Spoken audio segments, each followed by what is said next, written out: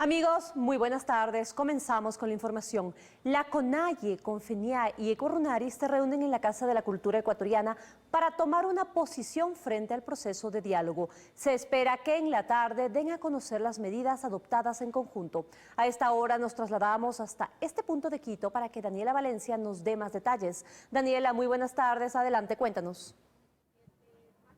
Buenas tardes, compañeras en estudio, amigos televidentes. Efectivamente, desde las 11 de la mañana, aquí en la Casa de la Cultura Ecuatoriana, se instaló el Consejo Ampliado de la Confederación de Nacionalidades Indígenas del Ecuador, CONAIE, en el que, entre otras cosas, se plantea realizar el análisis del cumplimiento de los 218 acuerdos alcanzados en las mesas temáticas de diálogo que se instalaron con el gobierno nacional. Además, se espera ya planificar la entrega del proyecto de ley de aguas y además realizar un análisis político a la bancada de Pachacutic. Incluso en este punto, durante la inauguración, se solicitó la expulsión de Ricardo Vanegas de la bancada.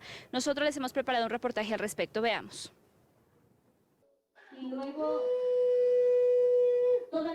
Con una ceremonia ancestral frente a los dirigentes indígenas fue como inició el Consejo Ampliado de la CONAIE, una reunión que busca analizar la situación política del país, pero fundamentalmente discutir si se han cumplido o no los acuerdos alcanzados en el proceso de diálogo con el gobierno nacional. No se ha conseguido casi nada, son avances puntuales, por ello se ha planificado que el día de hoy se va a evaluar punto por punto y luego los pueblos y nacionalidades darán su pronunciamiento, su criterio y finalmente habrá resoluciones en la tarde. Durante la inauguración de esta sesión, el presidente de la CONAIE, Leonidas Issa, condenó el ingreso de militares al territorio de Gualel, Loja, con el fin de abrir un espacio de explotación minera. Con lo que ha hecho ayer y más las mesas de diálogo, lo que ha hecho el gobierno nacional es prender una chispa.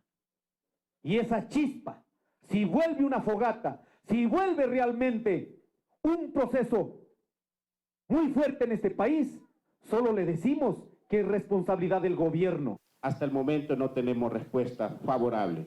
Y es por eso de que nos convoquen esta vez para posesionarnos, para trabajar, para precisamente tomar acciones con total firmeza. Además del cumplimiento de los acuerdos, durante este consejo se espera analizar políticamente a la bancada de Pachacutic, pues aseguraron que se debe dar una depuración al interior de la asamblea. Uno de los legisladores realizó un pedido puntual. La expulsión del señor Ricardo Vanegas fuera de las filas de Pachacutic, fuera de las filas de la bancada del movimiento Pachacutic. Aquellos que han pactado con la derecha. Insisten en que es momento para reivindicar los derechos de los pueblos y las nacionalidades, pero que serán respetuosos y tomarán una decisión colectiva absolutamente responsable. Bien, se espera que a las 5:30 de la tarde la CONAIE en una rueda de prensa exponga ya todos los planteamientos, las posiciones que se dan luego de un análisis pormenorizado del cumplimiento de estos acuerdos alcanzados en las mesas temáticas de diálogo. Un proceso de diálogo que se instaló en julio del año pasado y que puso fin a los 18 días de paro nacional. Nosotros permaneceremos aquí para darles más detalles en nuestras siguientes emisiones. Una excelente tarde. Igual para ti, Daniela, muchísimas gracias por ese reporte desde la reunión de la CONAIE. Y luego de mantener reuniones con su frente económico y de recibir al senador estadounidense Marco Rubio, hoy el presidente de la República, Guillermo Lasso, desde su domicilio, encabeza el Gabinete de Seguridad. Carlos Acoto cubre este encuentro y nos tiene más detalles. Hola, Carlos, adelante. Sí, ¿qué tal, amigos? Muy buenas tardes. El presidente de la República, Guillermo Lasso, continúa a esta hora reunido con los ministros que conforman el gabinete de seguridad de su gobierno. Esta reunión empezó a tempranas horas de la mañana y se mantiene al momento. Están presentes los ministros del Interior, de Defensa, el secretario de Seguridad Pública y del Estado, el comandante general de la policía y el jefe del Comando Conjunto de las Fuerzas Armadas, entre otros funcionarios. Es una reunión que se mantiene a puertas cerradas en el domicilio del presidente de la República, Guillermo Lasso, aquí en San Borondón, desde donde despacha desde el fin de semana que recibió el alta luego de sufrir una fractura en la pierna izquierda. Se espera que mañana el presidente de la República encabece una reunión con los gobernadores de las diferentes provincias del país. Una reunión que será dirigida desde la gobernación del Guayas y está prevista para mañana sábado a las 10 de la mañana. Después de eso, el presidente de la República se movilizará a Quito. El domingo estará presente en la ceremonia de conmemoración de la batalla de Tarqui, un evento que se realizará en el Parque Bicentenario en Quito a eso de las 10 de la mañana. Ha sido una reunión la que se ha efectuado hoy, como decíamos, a puerta cerrada. Hemos estado aquí registrando el ingreso de vehículos oficiales. Algunos de ellos ya han salido a esta hora de la tarde, pero nosotros continuaremos pendientes de cualquier declaración que se emita luego de esta reunión. Es lo que podemos informarles, compañeros. Seguimos con mucho más desde estudios. Muy buenas tardes. Muy buenas tardes, Carlos, y muchísimas gracias por la información. Ecuador recibe apoyo para enfrentar a las redes de crimen organizado transnacional, también por parte de Estados Unidos. Después del anuncio del senador Marco Rubio, un experto en seguridad coincide en que ya no podemos actuar solos. Reconociendo que la lucha contra el crimen organizado transnacional es una misión difícil pero necesaria, el senador estadounidense Marco Rubio habló del papel que cumple al respecto Estados Unidos. Nuestro papel obviamente es proveer el apoyo, equipo, entrenamiento, tecnología, lo demás, para que ellos puedan cumplir con esa misión, porque es una misión difícil, es una misión costosa, pero una misión necesaria. Es difícil, pero sabemos qué pasa con países que no lo hacen. Lo que pasa es que pierden su soberanía. Y dijo, refiriéndose a la búsqueda de un intercambio comercial que implique inversiones en Ecuador, que la seguridad es fundamental. Porque nadie va a querer invertir en un país donde tienen preocupación sobre el sistema jurídico, tienen preocupación sobre si los contratos van a ser, si las cortes van a respetar los contratos y arreglos comerciales, y no van a invertir en países donde hay una criminalidad que se ha apoderado de territorio. El experto en seguridad Jean-Paul Pinto concuerda en que sí necesita el país mucha ayuda para que el crimen no nos gane la batalla. Ahora más que nunca es fundamental el apoyo a los gobiernos extranjeros. Estados Unidos es un gran ejemplo. Necesitamos mucha ayuda en términos de inteligencia, de cooperación justamente para hacer escuchas, para hacer vigilancia, etcétera, y sobre todo para implementación de políticas públicas. Asimismo recuerda que un gran problema en este punto es el nivel de desconfianza en quienes conforman las instituciones encargadas de garantizar la seguridad. Este es otro punto en el que se requiere apoyo. Y no sabemos en quién confiar. Y eso implica también que a nivel de policía y de Fuerzas Armadas haya también temas de control interno, de contrainteligencia, para determinar qué tipo de elementos están infiltrados, quiénes son, y los podamos sancionar. Sabemos lo que pasa si no hay un enfrentamiento con estas organizaciones antes que llegue a ese punto. Y poder regresar a Washington y abogar delante de mis colegas que de los países de la región que debemos estar invirtiendo más tiempo y atención para asegurarnos que logren todo lo que quieren lograr es Ecuador. Y ambos coinciden en que todavía no es tarde y hoy es el momento de buscar ayuda y de actuar para recuperar la seguridad interna. Nuevas revelaciones se sumarán al informe presentado por el Frente Parlamentario Anticorrupción sobre aportaciones a la campaña presidencial de Andrés Arauz. Además, el informe presentado ayer servirá para la comisión ocasional que investiga el caso Encuentro. Andrea Samaniego nos detalla más desde el Legislativo. Hola, Andrea. Gracias, ¿cómo están? Muy buenas tardes. Así es, tras la publicación del informe que realizó el Frente Parlamentario Anticorrupción, ya aquí algunos legisladores han solicitado una copia de este documento para analizar y saber a las conclusiones y recomendaciones que se llegó frente a este caso, el Encuentro. Incluso va a servir de insumo para la comisión ocasional que se creó con este mismo fin. Además, aquí los legisladores se preguntan si hubo o no omisión por parte del presidente de la República. Les hemos preparado el siguiente video, veamos. Cordial a Leonardo Cortázar, del director nacional de ADN, agradecerle por toda esta apertura que nos da. Es la asambleísta Patricia Núñez de UNES que le agradece a Leonardo Cortázar por su apoyo. Según Fernando Villavicencio, Cortázar aportó a la campaña de Andrés Arauz. Esta información también será incluida en el informe que presentó el Frente Parlamentario Anticorrupción, informe que ya es analizado por los legisladores. Y en función de eso poder determinar qué es lo que va a ser nuestro accionar. Poder conocer realmente dentro de un cronograma cómo fueron los hechos, qué es lo que se conoció y en función de eso poder entender cuál fue la decisión del Ejecutivo. Pero además ahora piden acciones de Lazo sobre este informe policial y sobre la corrupción dentro de las empresas públicas. Es un nicho de corrupción que viene desde el tiempo del correísmo. Gracias al correísmo generaron ese nicho y ahora salen las denuncias. Lo que debe hacer el presidente de la República desde hace rato es disolver ese nicho de corrupción. El informe que realizó el grupo de asambleístas servirá además para la comisión que se creó para investigar el caso Encuentro. Va a ayudar y va a ayudar mucho realmente lo que hasta ayer se había ya venido analizando tanto en las comparecencias cuanto en los documentos que se nos han entregado. La comisión ocasional aún no define sobre qué razón se ejercerá un control político en contra del primer mandatario, pero adelantan que podría ser por omisión en ambos casos.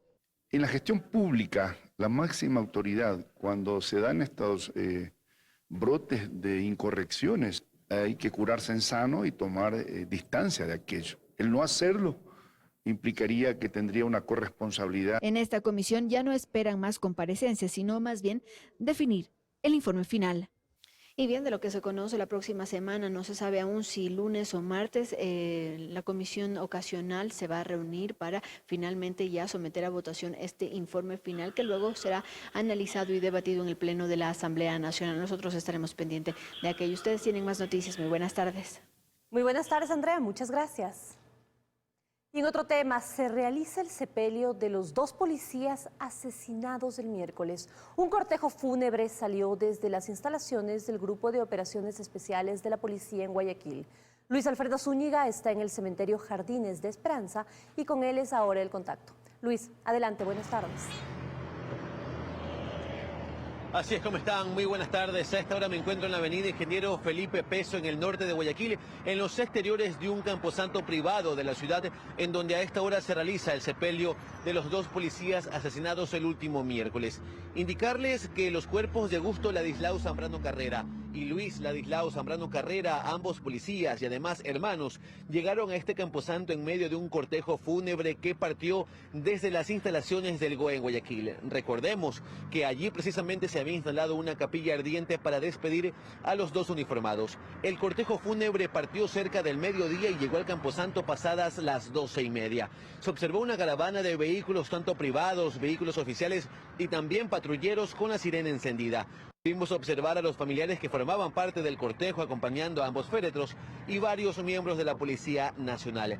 En los exteriores del camposanto también se observaron a miembros de la banda de guerra de la policía y miembros de la Armada del Ecuador. Al momento se nos ha informado que no se encuentra en este punto el ministro del Interior, Juan Zapata, ya que forma parte de la reunión que tiene el presidente Guillermo Lasso con su equipo de seguridad en su domicilio y se espera que en las próximas horas llegue a este punto el ministro Zapata. Recordemos que los policías fueron asesinados en horas de la madrugada en el sur de Guayaquil días atrás, tras ser atacados por sujetos que interceptaron el vehículo en el que se movilizaban luego de salir de una reunión familiar y les dispararon.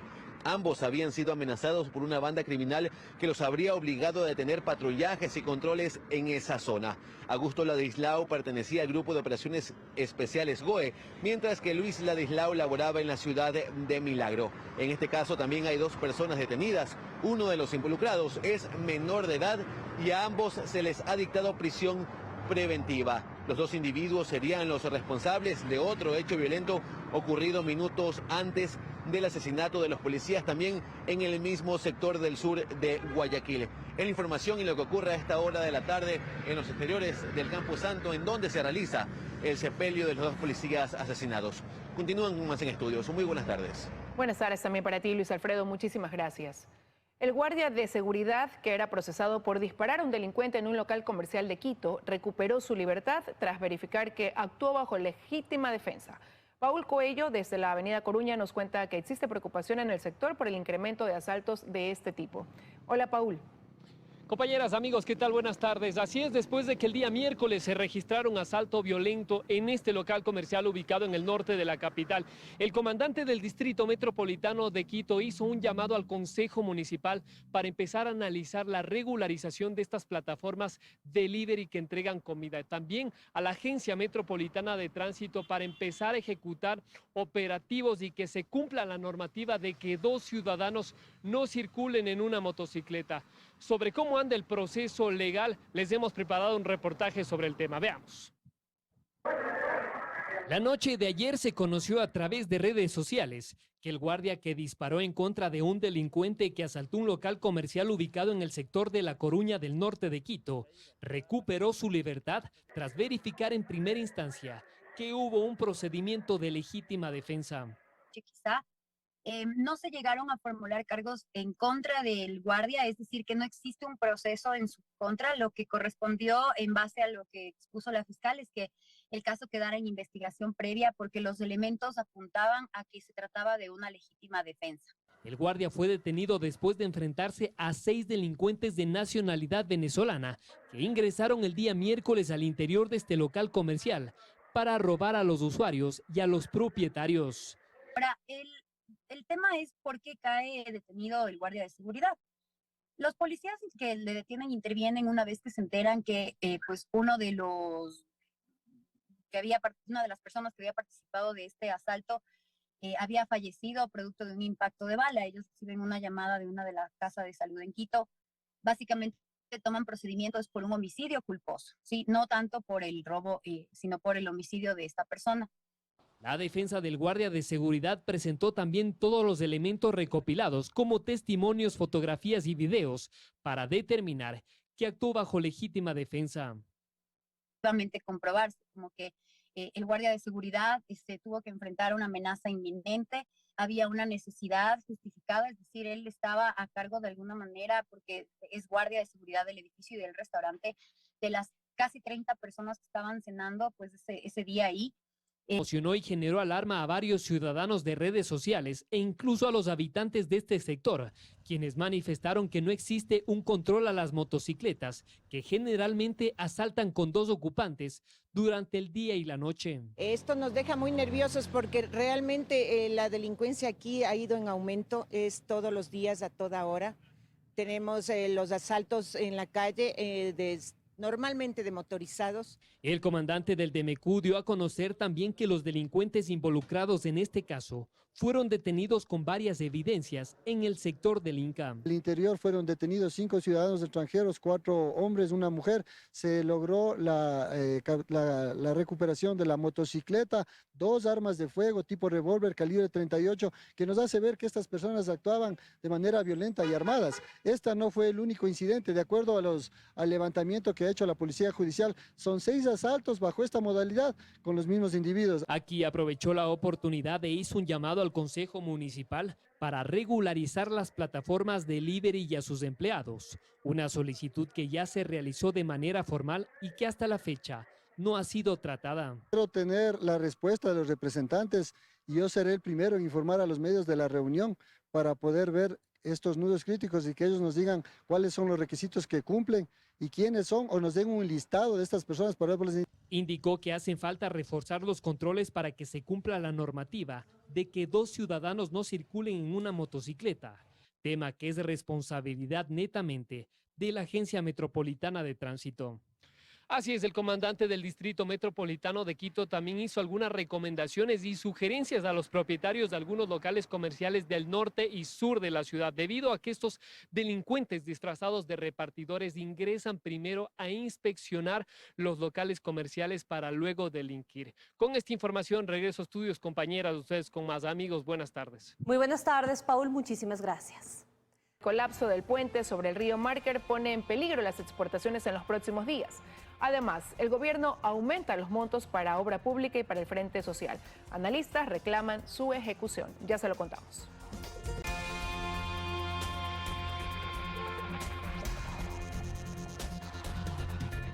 ...24 horas... se retransmite en Quito por Exa 92.5 FM... una radio de la cadena Democracia... Radio La Red 102.1... y Sucesos 101.7 FM... RTP Radio 96.5 FM en Guayas y Santa Elena... 98.7 FM en El Oro... Forever Music 92.5 FM en Guayas y Santa Elena... y la 100.1 FM en Cuenca.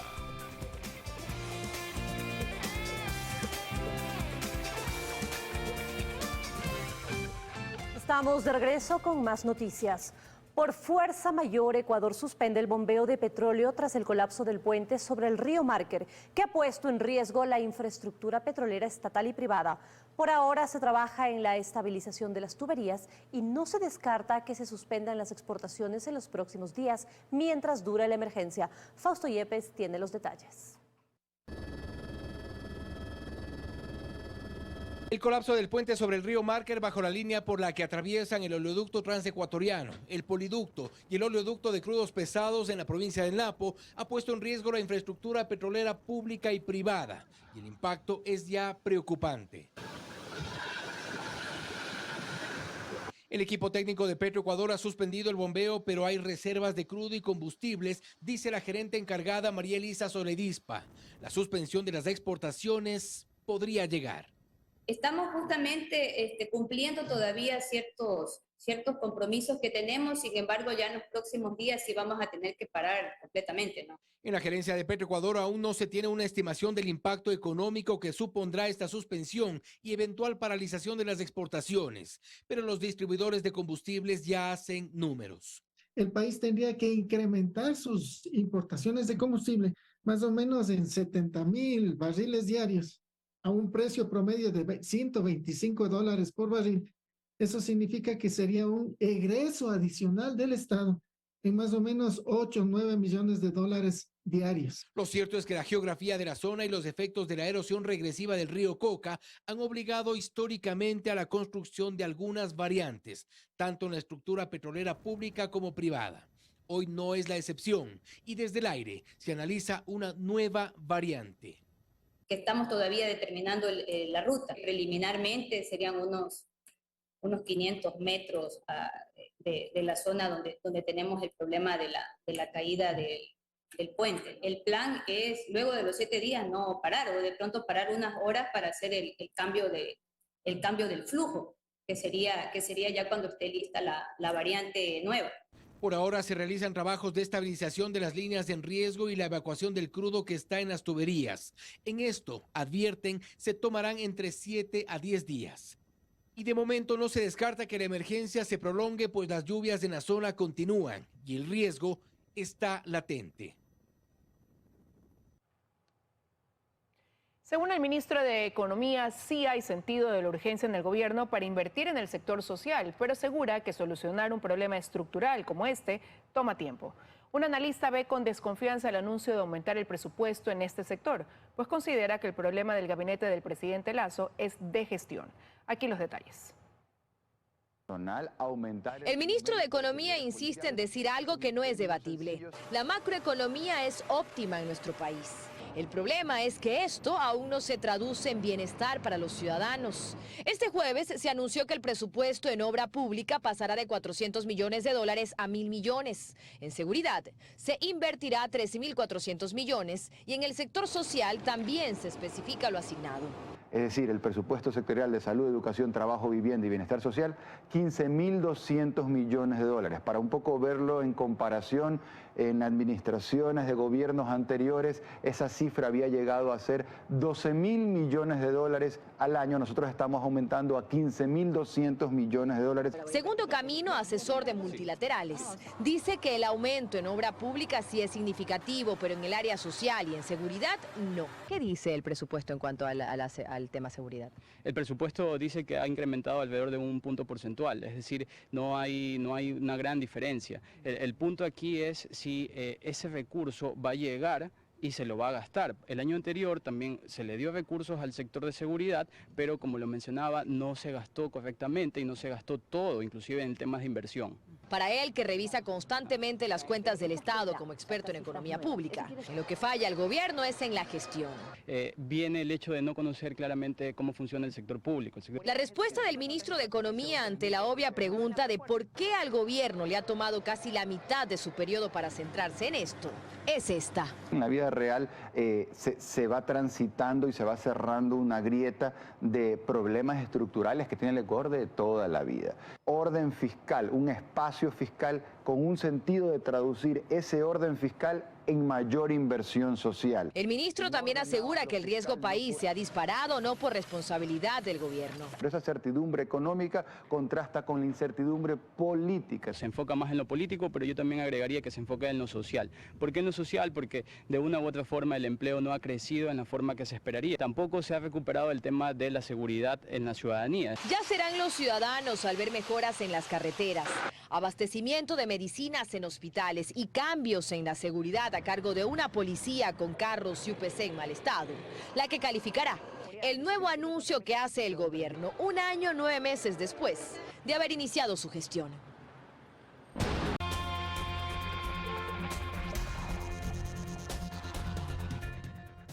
Estamos de regreso con más información. En Saraguro se registraron fuertes enfrentamientos entre la población indígena y la Policía Nacional por el ingreso de la minera Guayacán Gold. Hasta el sector de Fierro Urco, afortunadamente, no se registraron personas heridas, pero sí se registró la incineración de 2 vehículos particulares. Fuertes enfrentamientos se registraron en el sector de Fierro Urco del cantón Saraguro de la provincia de Loja. Habitantes indígenas afirman que este sector está militarizado y que incluso la policía habría incinerado 2 vehículos de propiedad privada. Agresivamente de parte de la policía, a sustraer las llaves de los carros, los celulares y a incinerar las propiedades privadas que son los vehículos de nuestros compañeros. Los hechos corresponden al ingreso de la minera Guayacán Gold al sector de Gualel, en donde se registraron los enfrentamientos. El gobernador, por su parte, afirma que no existen denuncias en la fiscalía, no existen detenidos, ni tampoco personas heridas y que están abiertos al diálogo. Vamos a abrir una mesa técnica para tratar esos temas. La dirigencia indígena, por su parte, afirma que continuarán en este sector. No vamos a ceder jamás, jamás. Así es que pedimos la solidaridad de toda la gente de ciudad, del sector rural, a que se sumen. Anunciaron además que denunciarán ante la Fiscalía por el abuso de poder y solicitan el retiro de las Fuerzas Armadas. 4 jóvenes fueron asesinados y 2 heridos tras un violento ataque registrado en una casa de acogida que funcionaba como centro de rehabilitación de drogas en Guayaquil.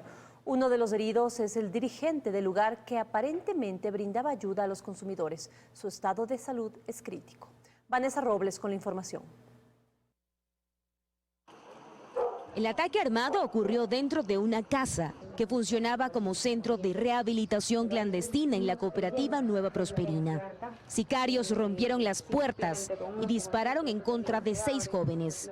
4 de ellos fallecieron y 2 resultaron gravemente heridos, entre ellos Eliseo Duarte, popularmente conocido como Harta Demencia. Duarte Calero es que trataba de darles una ayuda para recuperarse de este mal. Había una especie de rivalidad entre ciudadanos que se dedicaban a consumir sustancias estupefacientes. Eliseo Duarte, de 26 años, había alquilado la casa hace 2 meses para atender a jóvenes con adicciones. Él recibió 6 heridas de bala en su tórax y cuello, una de ellas comprometiendo su garganta.